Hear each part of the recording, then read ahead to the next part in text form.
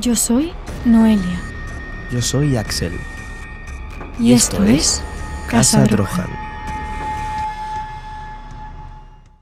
Pinocho. ¿Quién no ha visto la película de Pinocho?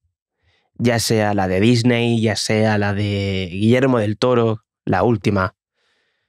Tenemos este Funko de Pinocho, de la película de Guillermo del Toro, y la verdad es que es monísimo. La verdad es que es monísimo. Y bueno, y lo traemos aquí porque en este episodio hablamos de Pinocho, pero no del Pinocho de Disney, aunque también. Hablamos de Pinocho el verídico, el bueno, el auténtico, el que escribió su autor, que fue una entrega, por entregas, y que fue una sensación tremenda para los niños de aquella época, siglo XIX. Hablamos de Collodi, de Carlo Collodi. Bueno, pero vamos a decir primero cómo llegamos hasta Collodi, porque nosotros vimos la película de Guillermo del Toro, de Pinocho. Uh-huh. Nos interesó mucho. Guillermo del Toro es un director que nos gusta mucho y la vimos, nos impresionó muchísimo. Tenemos otro Funko que viene junto a mi bola. Que aquí tenemos a Pepito Grillo, ¿verdad? Que es el que todos hemos conocido desde que éramos pequeños, que siempre hemos dicho, madre mía, Pepito Grillo, ¿no? Pues este es, el grillo parlante. Y bueno, pues así conocíamos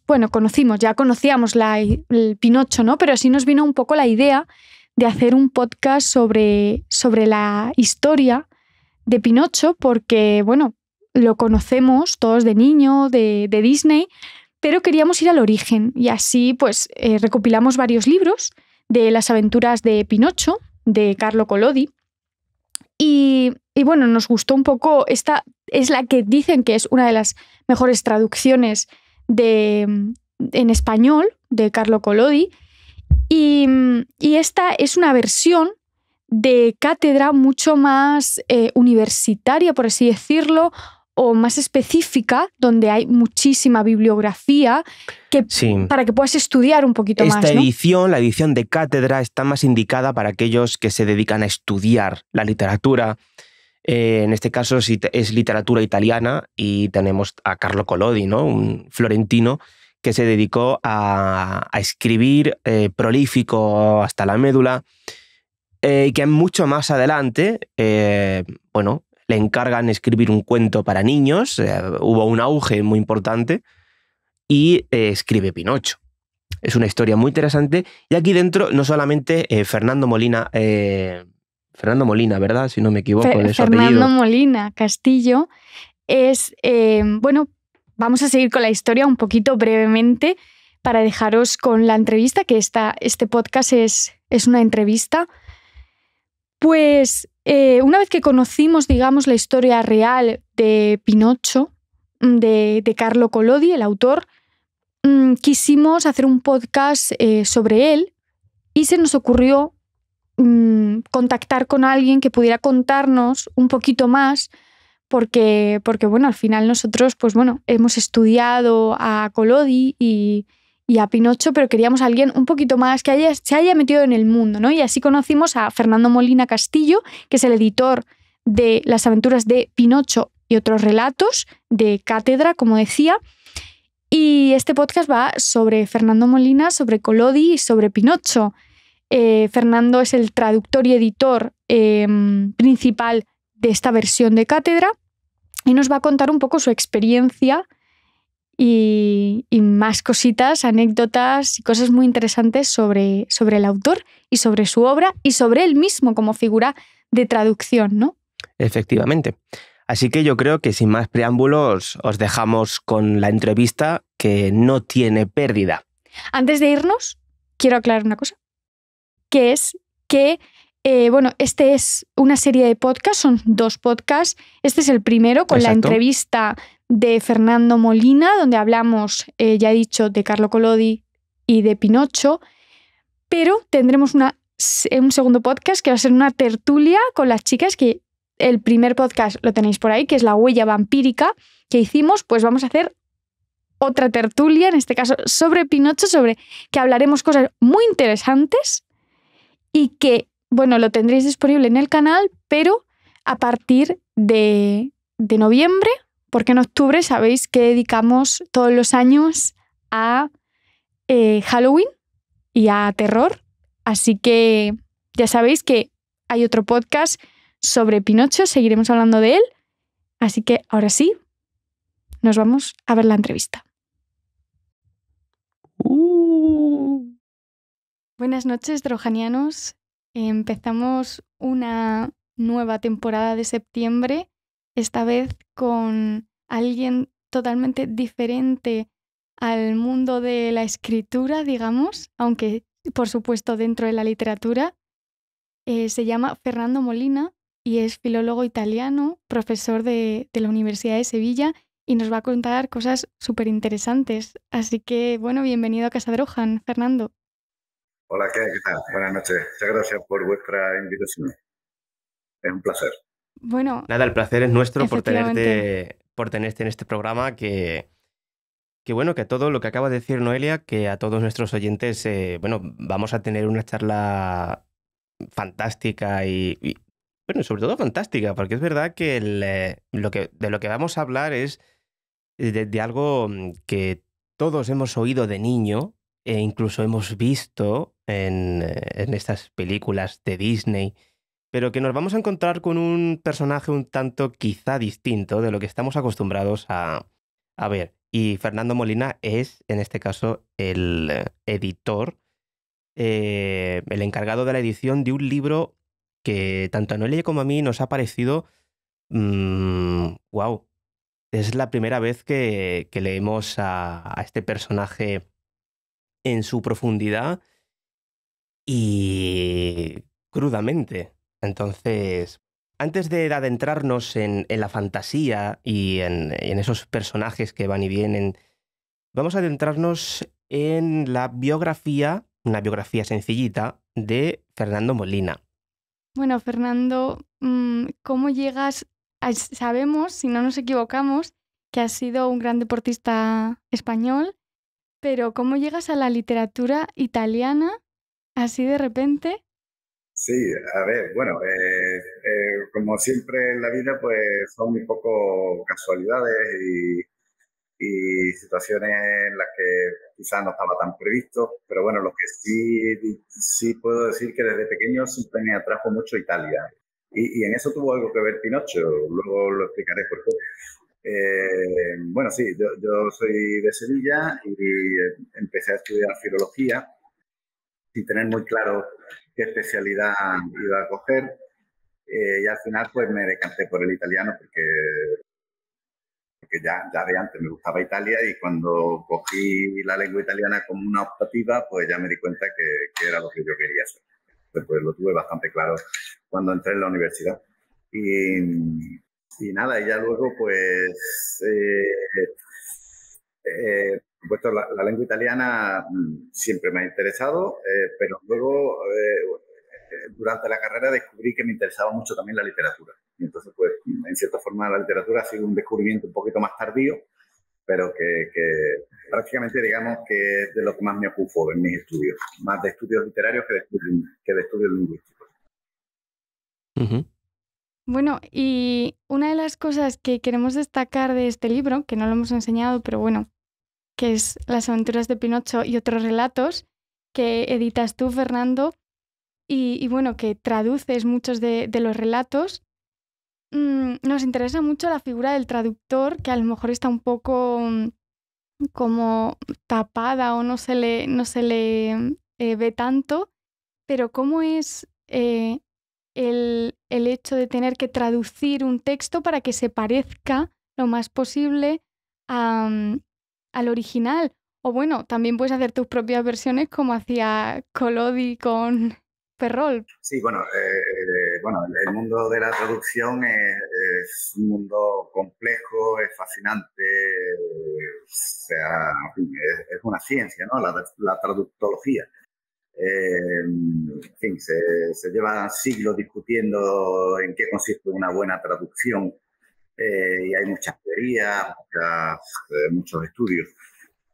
Sí, efectivamente el traductor a veces es una figura que queda un poquito en segundo plano, aunque en cierta forma eso también es justo, porque en realidad lo que realmente debe tener protagonismo es el autor y el texto, ¿no? Pero bueno, es cierto que no se le puede negar a un traductor su importancia.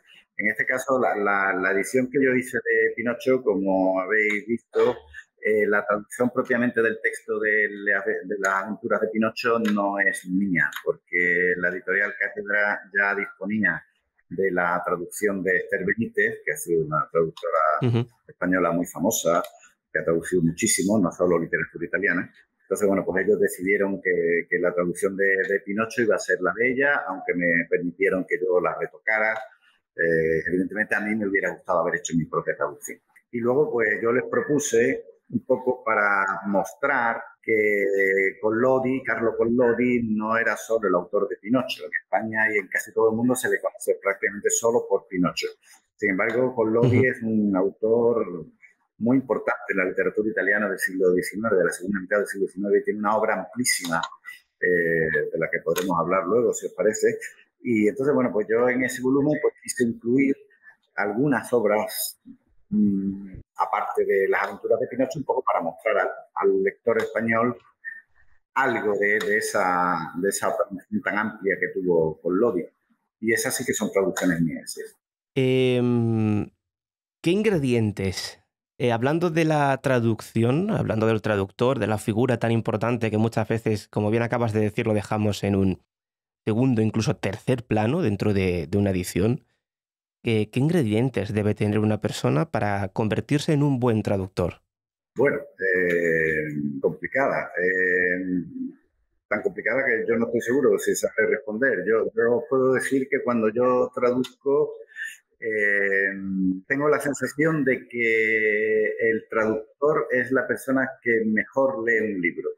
Es decir, ni siquiera un lector en la lengua original, por ejemplo, vamos a suponer, por ejemplo, un italiano que lea las aventuras de Pinocho en italiano, creo que no las lee con la profundidad con la que las lee el traductor, porque el traductor tiene que entender palabra por palabra, tiene que entender perfectamente todas las frases, todos los matices. Entonces, muchos de esos matices, incluso para el lector nativo, le pueden pasar un poco inadvertidos, ¿no? Porque los da por descontado. En cambio, el traductor tiene que realmente abordar cada detalle del texto y darle una forma que efectivamente esté en un equilibrio entre el original, tiene que tratar de respetar el espíritu del texto original, pero al mismo tiempo tiene que mostrar un texto que sea español, es decir, no se puede hacer una traducción que suene a italiano, tiene que ser una traducción de un texto que suene a español, ¿no? Yo la verdad es que como traductor tengo que decir que he sido bastante autodidacta, es decir, yo he aprendido a traducir, he traducido otras obras literarias italianas. He sido bastante autodidacta, he aprendido a traducir traduciendo. Y bueno, evidentemente, pues cometeré fallos de traducción, como puede cometer cualquiera. Pero bueno, creo que son traducciones lo que sí puedo decir es que son muy trabajadas y con mucho tiempo, porque no siempre el traductor dispone de tiempo. Y editoriales ponen un plazo, dentro de 15 días tiene que salir al mercado. Entonces, claro, no es lo mismo traducir con poco tiempo que con todo el tiempo. Claro, eso te iba a preguntar, porque esto tiene que llevar muchísimo tiempo, sobre todo en este caso, por ejemplo, en el libro de Cátedra, que además es una versión comentada, que hacéis muchísimas anotaciones. Eso tiene que llevar muchísimo tiempo, ¿no? Sí. Afortunadamente, Cátedra es una editorial que te da tiempo, te da bastante tiempo, más de un año. Entonces, pues sí, porque a mí me interesa mucho la traducción, además, digamos, comentada. Claro. Que incluya un estudio, no solo la traducción. Pero bueno, es cierto que muchas veces los traductores trabajan en condiciones de poco tiempo y entonces, pues sí, hay que correr. Y ahora que has dicho, que me ha parecido muy interesante, que has aprendido a traducir tú solo, ahora que está en boga, bueno, desde hace muchísimo tiempo, aprender un segundo o tercer idioma, dar clases en varios idiomas también. Una persona que sea autodidacta o que quiera, digamos, profundizar más en un idioma y decida, que ahora me estoy acordando de Rafael Llopis, que empezó a traducir él solo en su casa esos libros de Lovecraft, Poe, cuando no existía en español. ¿Tú crees que una persona puede aprender un idioma o incluso a traducir traduciendo? Bueno, sí, podría darse el caso. Es decir, un traductor puede ser un magnífico traductor sin apenas hablar la lengua que está traduciendo, porque si a lo que se dedica es a textos escritos, luego pues puede no tener facilidad hablando de esa lengua que está traduciendo, ¿no? Entonces, digamos que Ujú. son campos diferentes. De hecho, la traducción puede ser de un texto antiguo, que es una lengua, digamos, que ya es como si no se hablara. Pues si uno Ujú. traduce Dante, pues entender a Dante no implica, no requiere necesariamente hablar muy bien la lengua italiana, porque lo que hace falta es entender el texto escrito de Dante. Son dos cosas diferentes. Lógicamente, cuando uno traduce mucho de una lengua, pues se familiariza con ella y entonces pues tiene más posibilidad de aprenderla. Pero yo digo que es cierto que no necesariamente hay que dominar esa lengua desde el punto de vista hablado, porque son registros diferentes. Sí, es muy interesante lo que dices porque al final también tiene un punto psicológico de entender al autor y lo que quería expresar, ¿no? Claro, Para que se pueda entender. claro.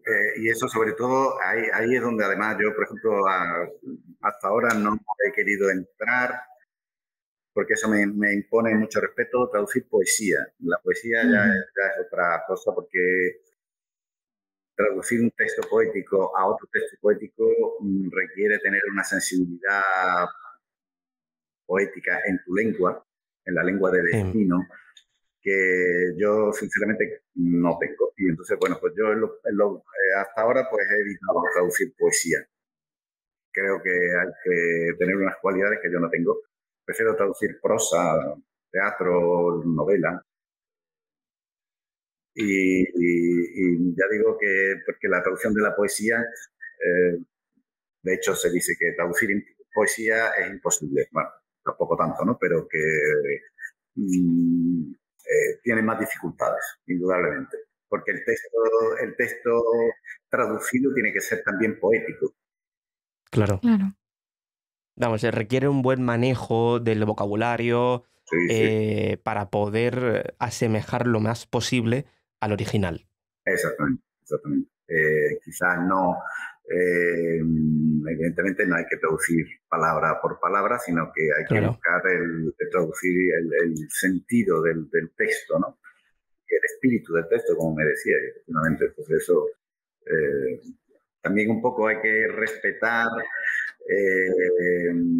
hay que tener en cuenta, por ejemplo, si el texto original resulta algo, porque el texto literario tiene un cierto componente de lejanía, incluso para el Ujú. lector nativo, es decir, evidentemente la lengua de un texto literario no es la lengua con la que se habla cotidianamente, porque un texto literario es algo que tiene un registro especial, ¿no? Entonces, incluso para el lector nativo, un texto tiene una cierta lejanía. Entonces, esa lejanía tiene que también tratar de reproducirla el reproductor, perdón, el traductor, una cierta extrañación literaria, ¿no? Que se llama, que hay una cierta distancia entre el texto literario y la lengua habitual. Y eso hay que tratar de reproducirlo también en el texto traducido. Algo bastante complicado. Sí, en fin, tiene cierta complejidad, sí. Bueno, y ya después de hablar un poco en general de este mundo de la traducción, vamos concretamente a la edición de cátedra y nos comentabas, Fernando, cómo llegaste hasta Colodi, cómo llamó a tu puerta. Sí, era un autor con el que yo me sentía como una especie de pequeña deuda, porque ya os digo que en el hecho de que desde que yo era pequeño me atrajo Italia, influyó Pinocho, y os explico por qué. Cuando yo era pequeño,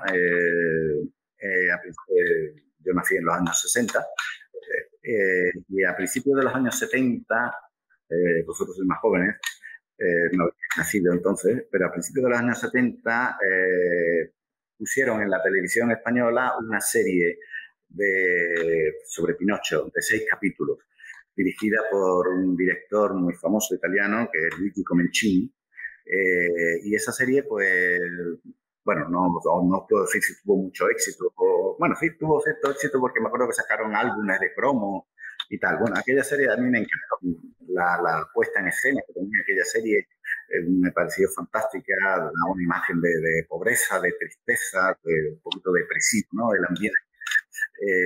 Y me acuerdo que me llamó mucho la atención aquella serie. Bueno, y luego ya pasaron los años y bueno, mi interés por Italia se mantuvo y luego en los años 80 se reforzó por otra serie de motivos, entre otros el hecho de que Italia ganó el Mundial de España en el 82, entonces yo me dio una imagen de Italia como un país fantástico. Fue el primer año además que yo fui a Italia en el 82. Sí, esas circunstancias, bueno, total que yo cuando ya estudié filología italiana y ya conseguí entrar en la universidad como profesor, pues yo siempre tenía esa idea de que aquel texto, la historia de Pinocho me interesaba, ¿no? Entonces, pues, en cierta forma, con esta edición, pues saldaba un poco esa deuda, ¿no? Porque Pinocho había sido el origen de mi interés por Italia. Entonces, quería conocer realmente el texto de Pinocho. Por eso yo insisto mucho en la introducción de esta edición, que Pinocho es un personaje muy conocido, un personaje mundialmente conocido, un mito italiano, ¿no? No hay nadie que no conozca a Pinocho. A todo el mundo nos ha hablado de Pinocho, hemos visto imágenes de Pinocho, es un mito, ¿no? Por ejemplo, yo recuerdo que en el Mundial de Fútbol del año 90, que fue en Italia, la mascota era un Pinocho. Aquí en España fue el naranjito, pero en Italia sí, cierto. Fue el Pinocho. Quiero decir que es un personaje que es un símbolo de Italia, ¿no? Y entonces, bueno, pero más allá de esa imagen mítica, pues no hay que tener de vista que es un personaje literario, y como tal hay que si uno realmente quiere conocerlo, debe leer el texto y conocer este texto, que es un texto muy particular, es una novela escrita por entrega, ahora podemos hablar de ella, se publicó en la primera edición en el año 1883 y desde el principio fue un éxito, podríamos decir que fue un bestseller, ¿no? En Italia. Sí, la verdad es que el comienzo, esa introducción que haces de Carlo Collodi es fantástica. La verdad es que yo comparto algo con Collodi, es el amor por el teatro. Es algo bueno, que es fantástico. Bueno, el amor que yo le tengo a la literatura empezó por el teatro, con Calderón de la Barca. Empecé ahí fue cuando me enamoré de la literatura, así que comparto algo con él y es eso, ¿no? Es sobre todo ese amor por la literatura a través del teatro. Bueno, una de las cosas que nosotros nos preguntábamos cuando empezábamos a leerlo y empezábamos bueno, ¿y esto qué te parece? ¿Y a ti qué te parece esto? Es ¿cómo ha sido la experiencia, tu experiencia propia al ser el editor de este magnífico libro? Pues fue una experiencia magnífica, porque me lo pasé muy bien, aprendí mucho, me divertí. Sí, tengo un muy buen recuerdo, y no solo recuerdo, sino que además luego, gracias a este trabajo, bueno, pues entré en contacto con estudiosos de Carlo Collodi en Italia, y eso luego ha dado pie pues, a seguir estudiándolo y a conocer otras obras de Collodi. Ya digo que una obra amplísima, una obra periodística, por ejemplo, tiene muchísimos artículos publicados en prensa. Y entonces, bueno, pues sí, digamos, he entrado ahí un poco teniendo la suerte de que coincidiera en estos últimos 10 años pues, publicando en Italia las obras completas de Carlo Collodi. Entonces, pues, he tenido la suerte de que me invitaran a participar en esta edición, ¿no? He contribuido en la publicación de algunos de estos volúmenes y entonces, bueno, pues casi que Pinocho, pues cuando uno estudia la obra tan grande que tiene Collodi, pues sí, evidentemente es su obra más importante, pero realmente descubres que tiene una obra mucho más amplia y que Pinocho es un producto que él saca ya casi al final de su vida, pero él ya era famoso cuando salió Pinocho, ya es la que le da la fama internacional, pero en Italia en su tiempo era un escritor muy conocido. Claro. Entonces podemos decir que el cuento en sí de Pinocho fue, vamos, que no le era necesario para ya vivir de la literatura, sino que fue algo más fortuito, quizá. Sí, fue una cosa, en cierta forma, algo fortuita. Él se había introducido entre los distintos palos, por así decirlo, que él había tocado de la literatura a partir de los años 70. Él nació en 1826. A partir de los años 70, él se introduce en el mundo de la literatura infantil y de la literatura de los libros para el colegio, porque en fin, se promulgaron una serie de leyes en Italia para establecer la enseñanza obligatoria, entonces era necesario escribir libros para el colegio. Y entonces, entre una cosa y otra, es decir, la traducción que hizo de los cuentos de Perrault y los libros para el colegio, bueno, pues ahí él se introdujo en el mundo de la literatura para la infancia, aunque Pinocho no es solo un libro para niños, ¿no? Es un libro que también tiene una lectura adulta, que tiene muchos elementos que los niños no captan, porque tiene mucha ironía, muchas alusiones a la historia contemporánea. En fin, es un texto, como digo, que puede permitir varias lecturas. Pero bueno, el protagonista es un niño y siempre ha sido considerado una obra de literatura, podríamos decir, infantil, aunque ya digo que no solo. Me estaban viniendo muchas cosas a la cabeza. ¿Y cómo llega Collodi a la literatura infantil? Porque yo he escuchado teorías de todo tipo, incluso, que no sé qué tendrá de verdad, que odiaba a los niños, pero bueno, eso es, supongo que una teoría que no sé. No, pero realmente no creo. Yo eso no. Si alguien lo ha dicho, yo no lo comparto. De luego, que odiaba a los niños, no. Él era una persona, digamos, bueno, no tuvo hijos, eso es cierto. Fue siempre soltero, una persona así un poquito, yo me la imagino un tanto huraña, ¿no? De carácter, pero no creo que fuera una persona a la que no le gustaran los niños, porque de hecho ya digo que escribió mucho para los niños y tuvo mucho éxito con los libros que escribió, esa colección de libros que escribió para la escuela, ¿no? En Italia. Se me ha olvidado la pregunta que me has hecho, pero...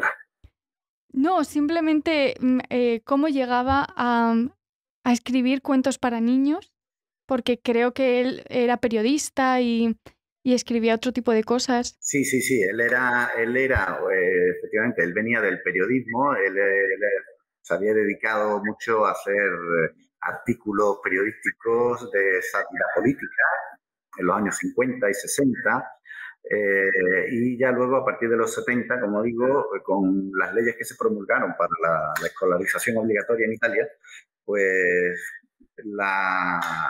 una editorial pues le propuso la posibilidad de escribir libros y de hacer la traducción de los cuentos de Perrault. Y eso fue un poco lo que desencadenó que luego escribiera Pinocho, ¿no? Que fue una idea mucho más original, porque claro, los cuentos de Perrault eran traducciones. Los libros que escribió para la escuela eran bastante originales porque en cierta forma él se dio cuenta de que los libros resultaban mucho más interesantes para los niños con una pedagogía que podríamos decir casi que era revolucionaria, porque era una forma de enseñar en la que el niño no era el típico niño formal y obediente, porque con esos niños Claro. no se identifican los niños se identifican con los gamberrillos, ¿no? Entonces, pues él en sus libros de texto creó un personaje que se llamaba Giannettino, un gamberrillo, un personaje rebelde al que no le gustaba el colegio. Y con eso conseguía que los niños se interesaran más, se identificaran más con ese personaje. Y Pinocho, en cierta forma, también es eso. Es un personaje rebelde, es un personaje mentiroso, que hace todo lo posible para no ir al colegio. Pinocho, en cierta forma, es una especie de, como este personaje Giannettino, ya un personaje mucho más original, pero de esta forma es una continuación de Giannettino. Puede ser que costara entender a Collodi porque yo he estado estudiando un poco su biografía y era una persona realmente muy inteligente y que estudiaba muchísimos autores. Entonces utilizaba la sátira en sus textos y puede que eso no se llegara a entender del todo bien. Incluso hoy no lo llegamos a entender ese doble sentido que tiene, ¿no? Sí, era un escritor muy irónico, muy satírico. Y además era bastante mordaz en algunas de sus críticas. También escribió crítica literaria y cuando un escritor le parecía convencional o excesivamente, ¿cómo decir?, excesivamente empalagoso, lo fustigaba sin piedad. Era un crítico con bastante mala leche, podríamos decir, sobre todo cuando era más joven. Luego ya de mayor se aburguesó un poco. De hecho, él en su juventud fue muy patriota, bueno, como casi todos los jóvenes en la Italia de aquella época, fue muy patriota, fue muy maximiano, ¿no? Era como un partido así como de izquierdas. Ya luego con la edad se aburguesó y, como suele suceder, por así decirlo, se derechizó un poco. Y entonces, bueno, sí, él era una persona bastante dura en sus escritos. Cuando quería fustigar a alguien lo hacía con bastante dureza. Yo he leído artículos suyos y son duros. Pues pobrecito el escritor que tuviera que sufrir las críticas de Collodi, lo hundiría prácticamente. Sí. Concretamente hubo uno, que ahora mismo no recuerdo cómo se llamaba, que lo tenía, vamos, lo criticó muchísimo. Sí, era un crítico. Y luego también era, entre otros campos de su interés, como decíamos, ¿no? Le interesaba mucho el teatro, le interesaba mucho también la ópera. Uh-huh. Y en la ópera, él era, digamos, bastante contrario a la ópera de Verdi, que era el gran compositor de su época. Él era más defensor de la tradición del bel cantismo italiano, del romanticismo, ¿no? De Bellini, Donizetti, Rossini. Esos eran sus grandes compositores. Verdi, él no lo supo o no lo quiso apreciar. Él fue siempre muy crítico con Verdi. Con Verdi la ópera italiana había caído en una cierta degeneración. Sí, si no me equivoco, yo he leído que no le gustaba la Traviata, ¿puede ser? Efectivamente. La Traviata la consideraba una ópera, digamos, vulgar y sin decir, no la consideraba una gran ópera. Yo ahí no quiero entrar mucho porque el tema de la ópera es complicadísimo. A mí la Traviata me encanta, me gusta mucho Verdi. Creo que además refleja perfectamente el espíritu de la Italia y la época. Ahora, los grandes conocedores de la ópera, efectivamente, suelen apreciar más a la ópera de la primera mitad del siglo XIX como gran momento del cantismo italiano. Sí. Es un tema muy complicado ese.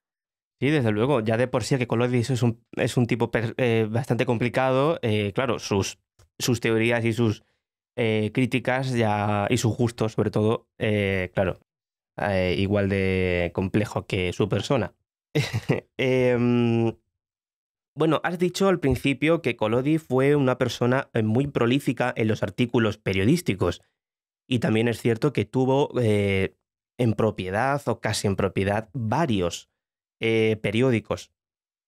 Sí, él llegó a fundar varios periódicos, alguno de ellos fue director, e incluso, lo que pasa es que ahora mismo aquí no tengo los apuntes, no recuerdo el título de alguno de estos periódicos, pero sí, él fundó algún que otro periódico y casi era como una especie de hombre orquesta, porque escribía casi todos los artículos que se publicaban en ese periódico, los escribía él con algún que otro colaborador. O sea, hubo unos años que tuvo una actividad frenética. En los años 50 y 60 escribió muchísimos artículos. No exagero si digo que a lo largo de sus 40 años de actividad periodística, desde 1849, que publicó su primer artículo, hasta casi a mediados de los años 80, pues en torno a 800, 900 artículos, algunos de ellos repetidos, ¿no? Porque a veces un artículo que había publicado 15 años antes lo volvía a publicar en otro periódico.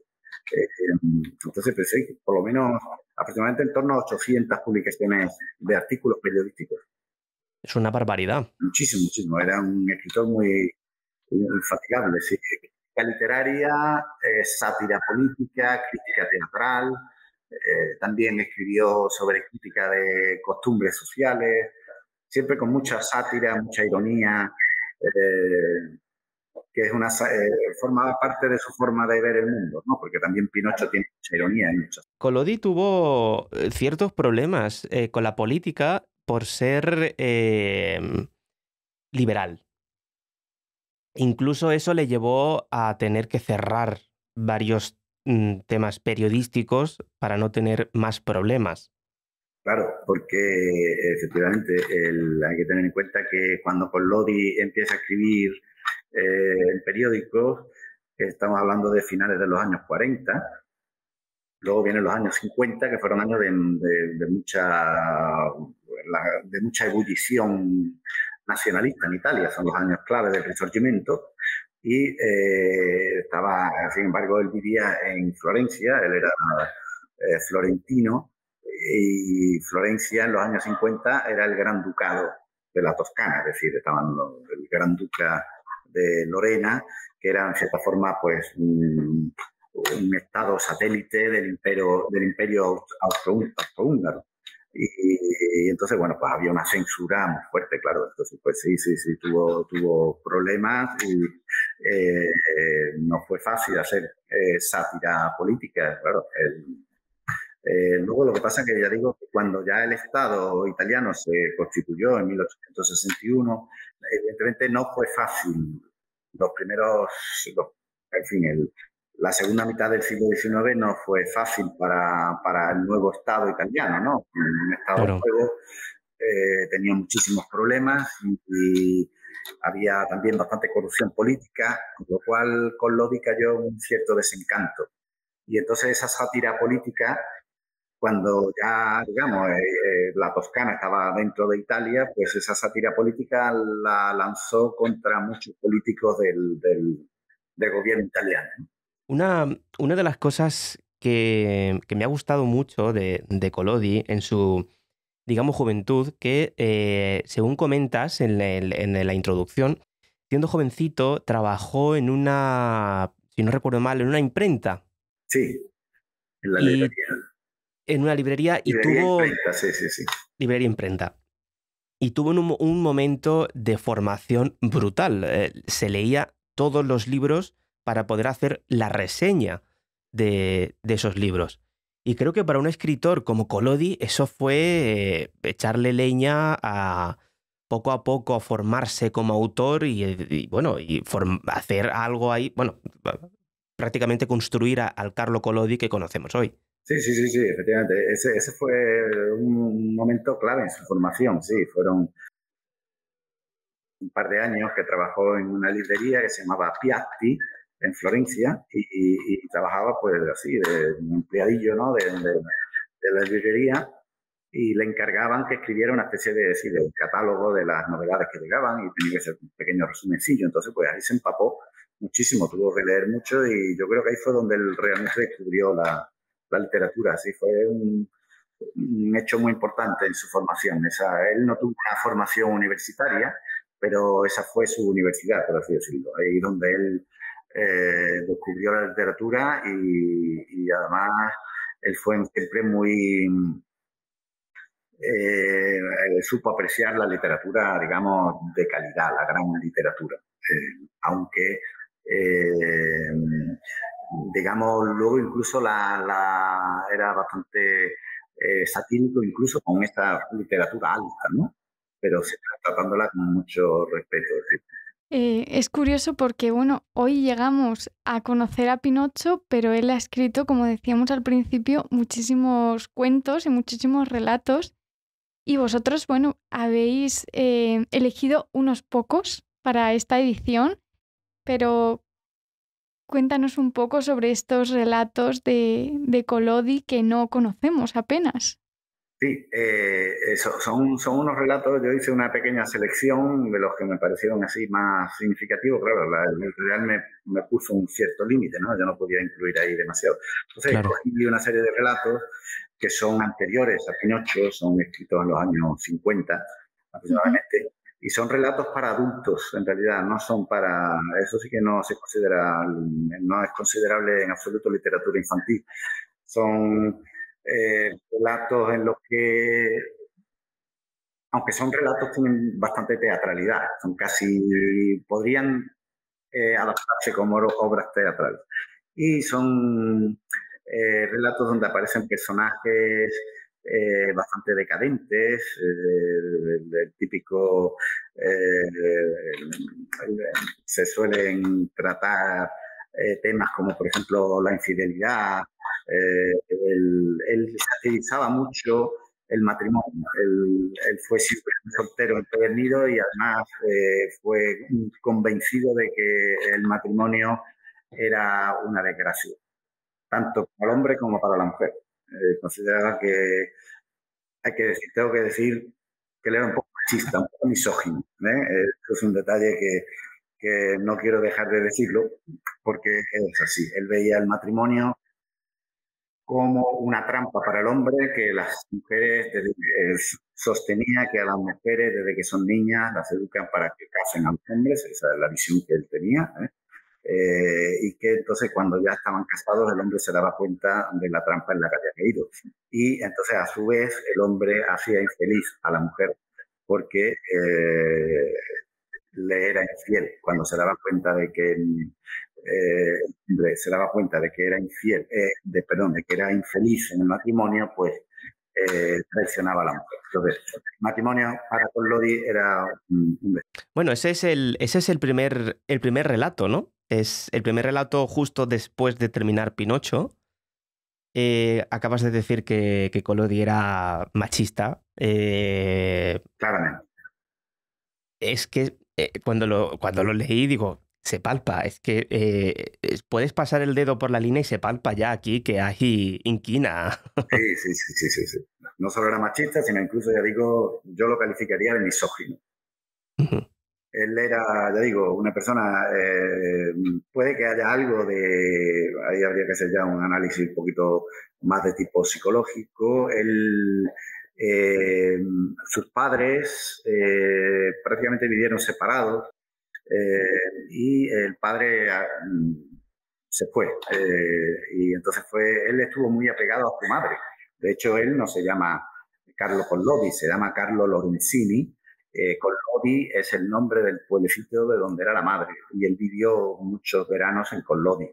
Entonces, en cierta forma, en su nombre ya lleva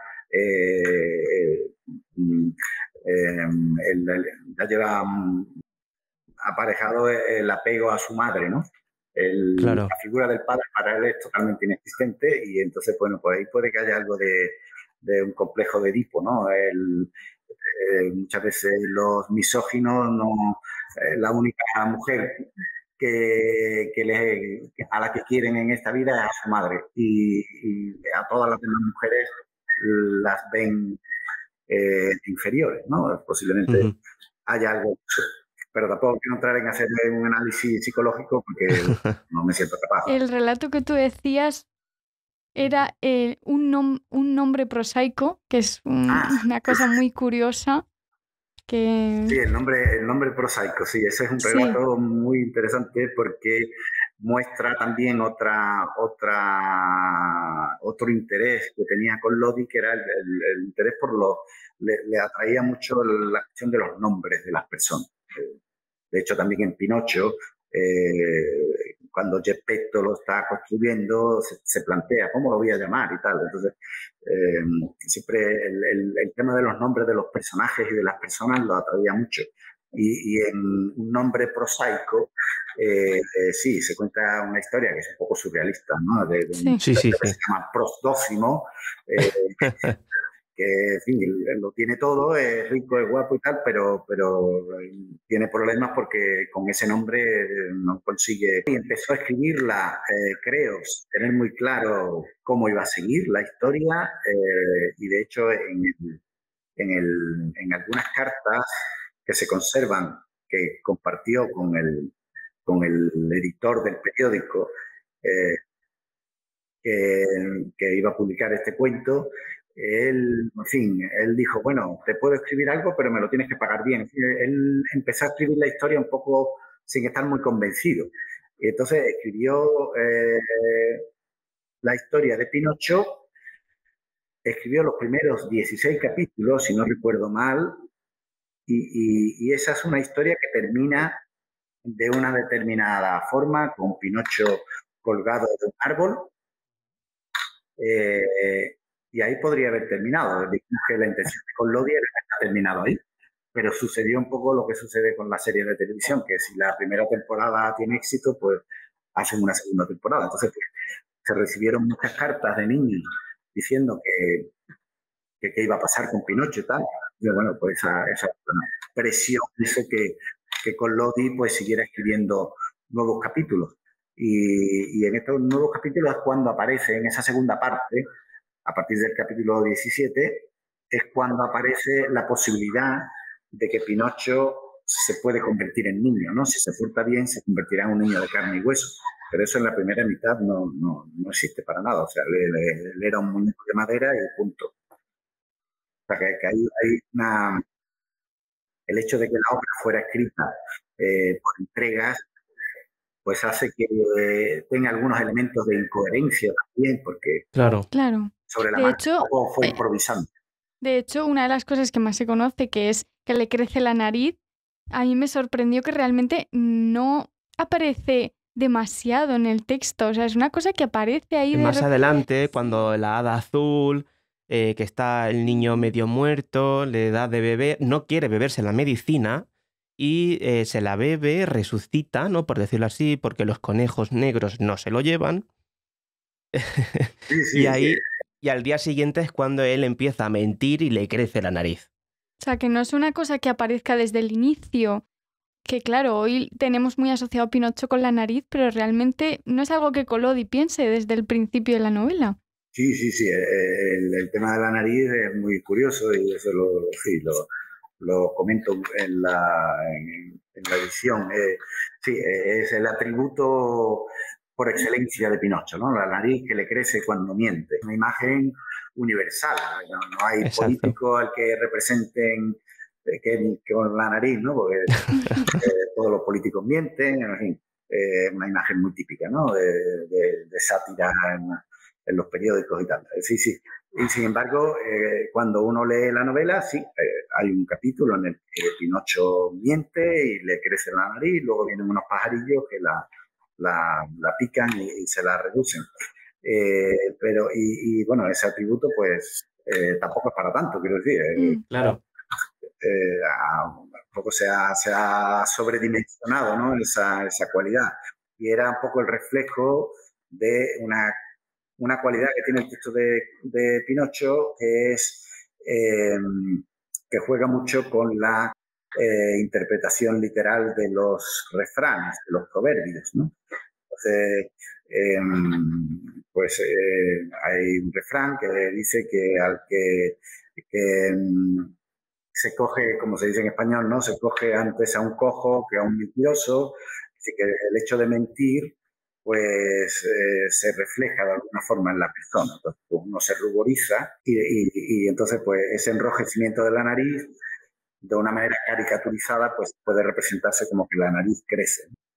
La verdad es que es una invención genial con Lodi, que ha tenido, pues, ha sido muy afortunada, ¿no? El atributo más famoso, como digo, de Pinocho, pero no es el único, ni mucho menos, claro. A mí me gusta mucho el grillo, porque Filósofo. además yo creo que es un poco parte de la consciencia, ¿no? Porque aparece, desaparece, no es un personaje como tal, como otro, ¿no? Que hace acciones, sino que es la conciencia de Pinocho que le va diciendo lo que está bien y lo que está mal. Sí, es la conciencia, claramente. Es un personaje genial también que ha inventado ahí con Lodi, que también se ha hecho muy famoso, ¿no? El grillo parlante. El grillo parlante. Es la conciencia, claro. Es el típico, como se dice en español coloquial, una especie de mosca cojonera, que está ahí recordándote que lo que estás haciendo no está bien.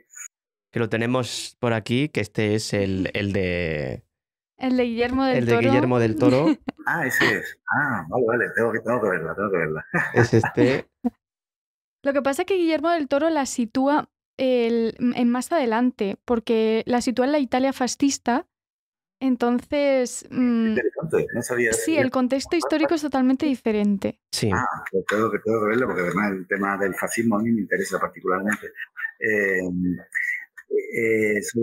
Sobre el grillo, en la novela se llama, simplemente el grillo parlante.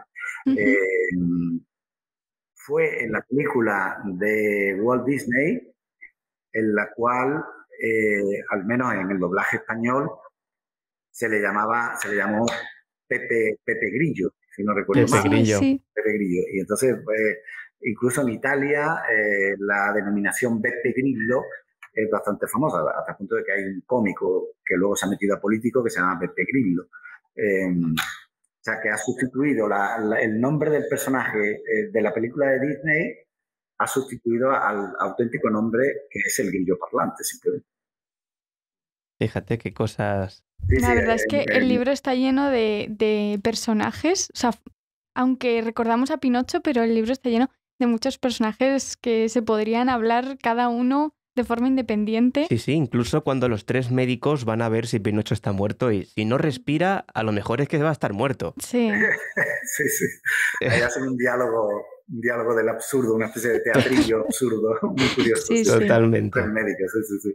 Totalmente. Y luego está el personaje de Lara, que al principio es una hermana. Ahí también hay una cierta incoherencia, ¿no? Que es una hermana, luego se convierte en mujer y tal. Y lo que decíais antes de que es un libro que tiene ciertos elementos de literatura de terror.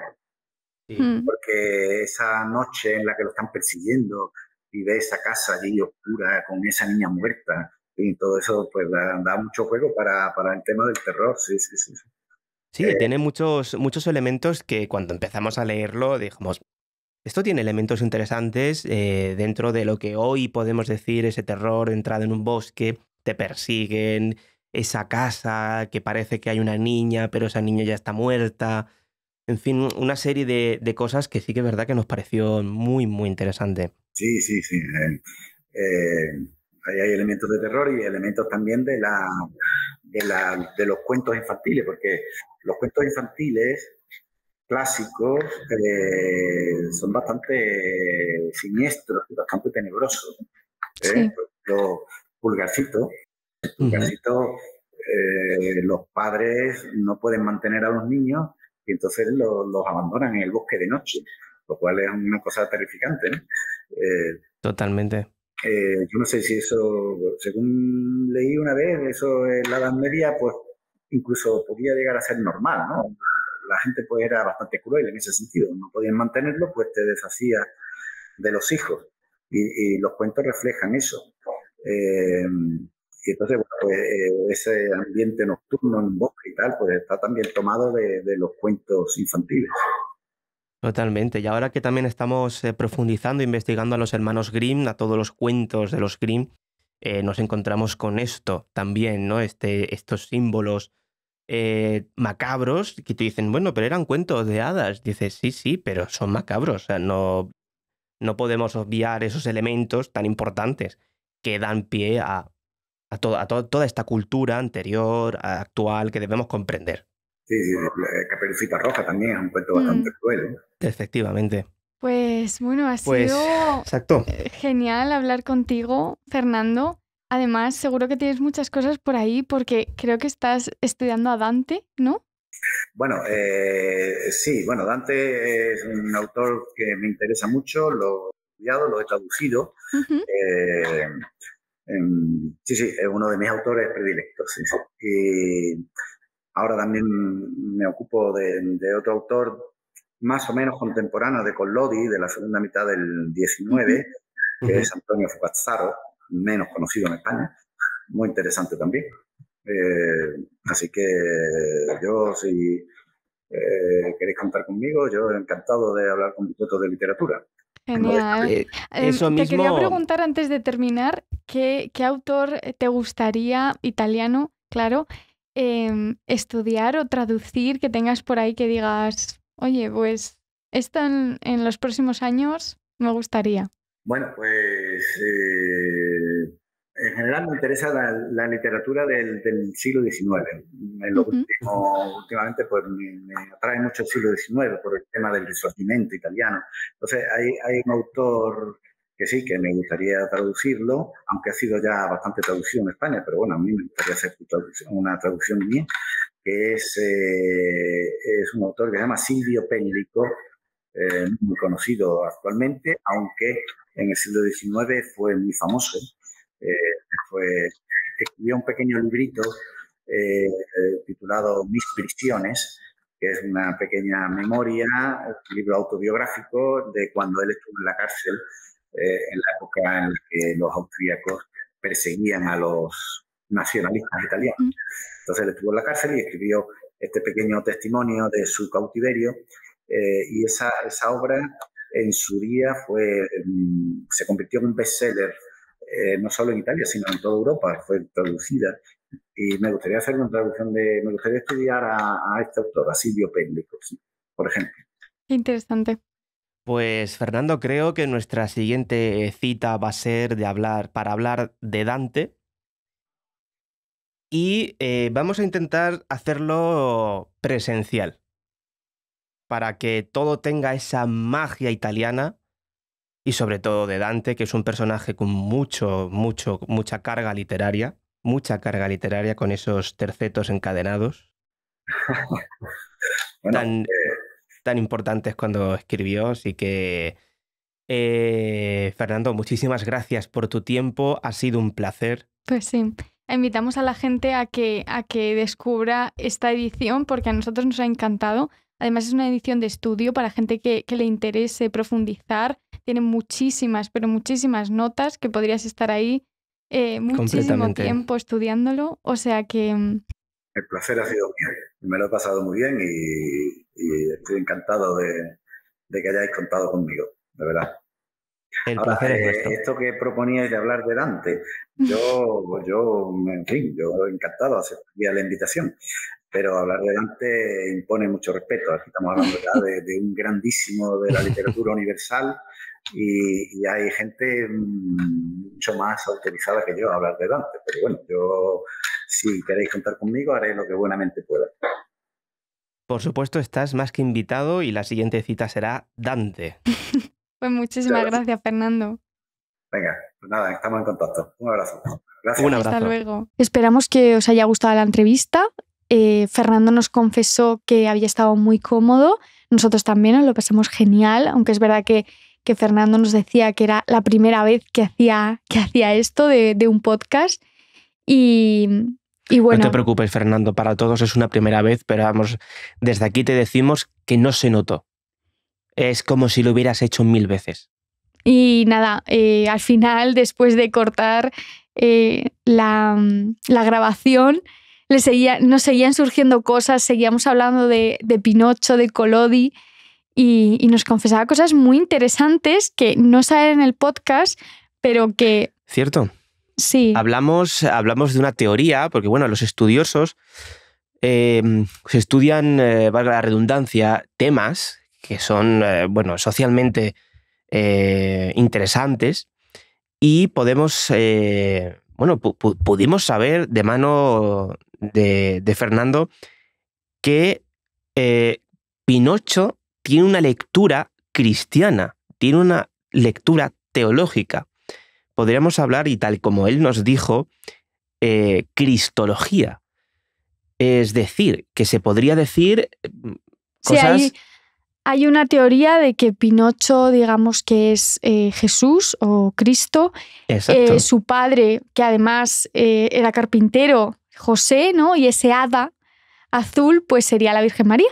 Que bueno, es una teoría que hay muchísimas teorías sobre Pinocho y es una más, pero que nos resultaba muy interesante y hablábamos de eso con él. Así que todavía hay muchas cosas que nos puede dar este Pinocho. Ya decíamos al principio que hay un segundo podcast sobre Pinocho donde hablaremos más cosas y os recomendaremos películas y, bueno, cositas interesantes. Así que... Totalmente. Y bueno, y dejamos encima de la mesa la posibilidad de hablar de Dante. Dante, el escritor de la Divina Comedia. Dante. Es que es un nombre que se dice muy pronto, pero bueno, es un autor muy importante. Muy importante. Totalmente, sí. Así que, bueno, ya que lo hemos dejado ahí encima de la mesa, ¿os gustaría que hablásemos de Dante? Que contásemos sus triquiñuelas a la hora de escribir esos tercetos encadenados para sacar la Divina Comedia. Bueno, decídnoslo en los comentarios y veremos. Y nada, solo decir que, como ya sabéis, nuestro podcast se publica en plataformas digitales de podcast como iVoox, Spotify, Spreaker, Podimo, muchísimas, que en casi la mayoría que conocéis, Sí. por Casa Drohan. Y nada, que nos vemos en octubre para el mes de Halloween. ¿No nos vemos antes? No nos vemos antes. Nos vemos el 6, si no me equivoco, viernes 6 de octubre para el mes de Halloween. Muchas gracias, drojanianos, por escucharnos. Nos vemos en el siguiente episodio. Hasta luego.